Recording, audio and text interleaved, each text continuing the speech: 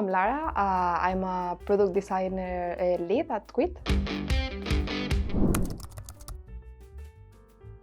Visual impact is, in the end, is what the user is going to see last. So they are not going to see the full process, but they are going to see, like the visual language. So it's very important that what we are building, impact that we are creating, is something understandable. Without the visual impact, we will not be able to communicate with such a different range amount of users. And it's kind of making more universal the communication and the goals that Kwit has.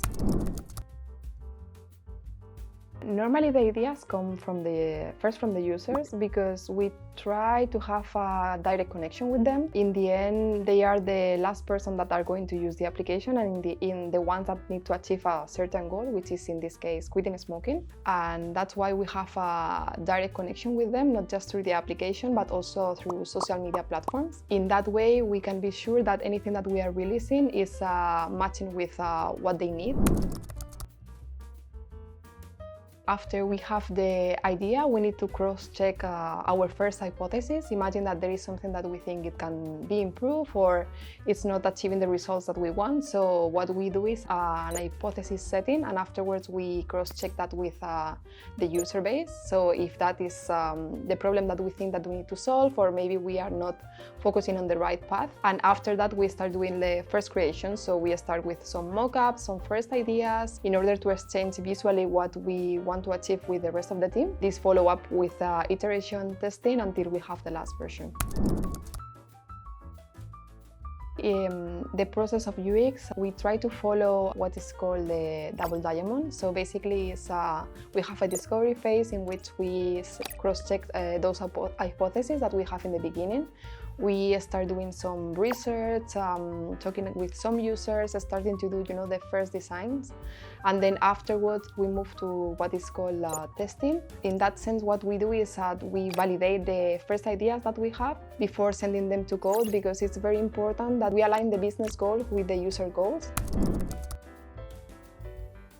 For every project, we have some KPIs. KPI that is maybe more business-driven. Imagine we are talking about retention, but also like customer happiness. Like what we are doing is like achieving what user is going to find useful. We cross-check that during the path that this is always aligned, all the ideas that we are developing and in the end that we are delivering to code that are aligned with those KPIs. And we follow them to a certain period that we define to see that if we finally achieve the goal that we set up in the beginning.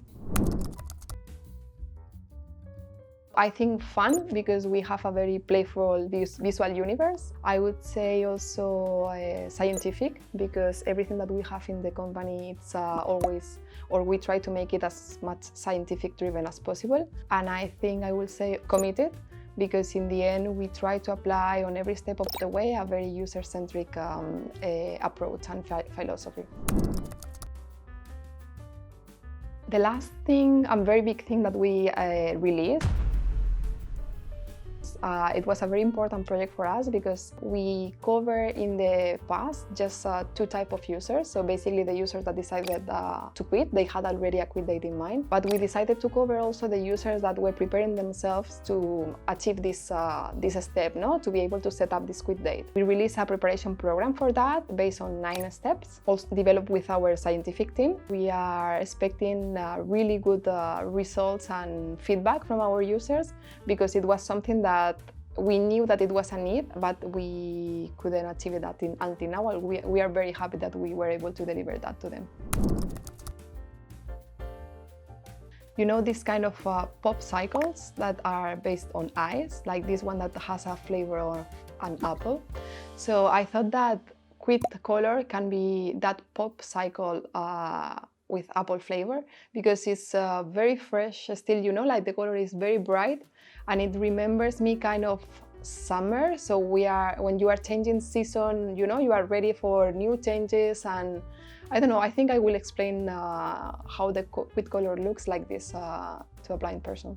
Thank you for watching this video. I hope that you find it useful, and remember that you can always share it, like it, or subscribe to our YouTube channel.